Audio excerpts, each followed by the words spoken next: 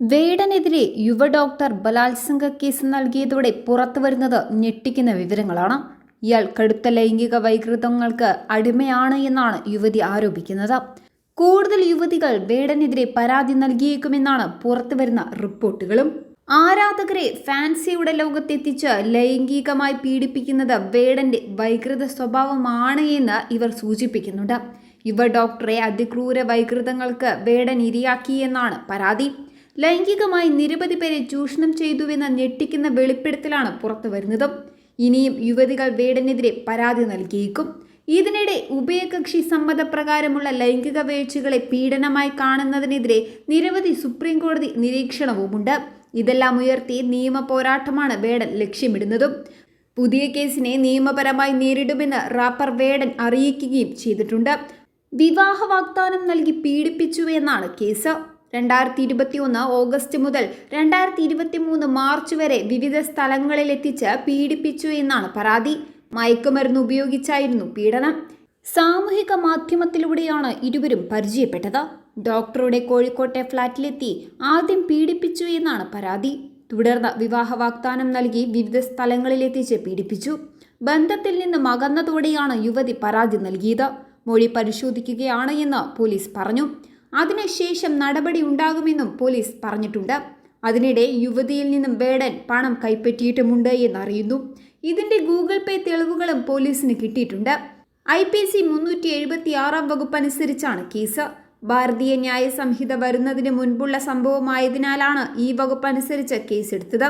Thrikkakara station പരിധിയിൽ വെച്ച് ബലാത്സംഗം നടന്നതിനാലാണ് കൊച്ചിയിൽ കേസെടുത്തത്. തന്നെ പ്രണയം നടിച്ച് ബലാത്സംഗം ചെയ്ത ശേഷം പിന്നീട് ഒഴിവാക്കിയെന്ന് യുവതിയുടെ മൊഴിയിൽ പറയുന്നു.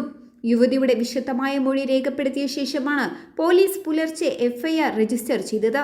പക്ഷേ വേടനെ ഉടൻ പോലീസ് അറസ്റ്റ് ചെയ്യില്ല. 2021 ഓഗസ്റ്റ് മുതൽ 2023 മാർച്ച് വരെ വിവിധ സ്ഥലങ്ങളിലെത്തിച്ച് വേടൻ പീഡിപ്പിച്ചു എന്ന് പറഞ്ഞല്ലോ.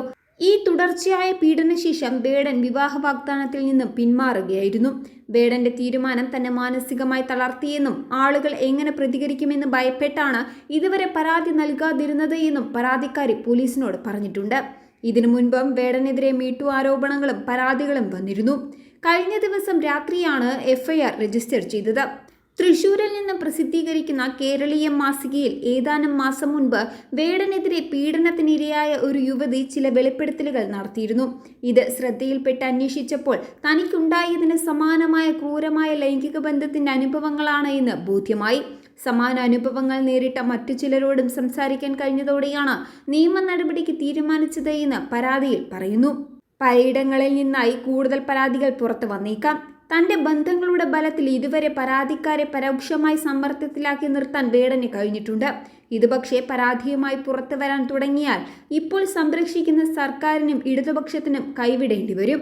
പൊതുവ്യക്തിത്വങ്ങളെ അധിക്ഷേപിക്കൽ, വിദ്വേഷം വളർത്തൽ, ജാതി വിവേചനം പ്രോത്സാഹിപ്പിക്കുന്ന ജാതി അധിഷ്ഠിതവും അപകീർത്തിപ്പെടുത്തൽ, ആക്രമവും വിദ്വേഷവും വളർത്തുന്നതിന് ഡിജിറ്റൽ പ്ലാറ്റ്ഫോമുകളുടെ ഉപയോഗം തുടങ്ങിയവ ആരോപിച്ചായിരുന്നു കഴിഞ്ഞ പരാതികളെല്ലാം വേടനെതിരെ വന്നിരുന്നത്.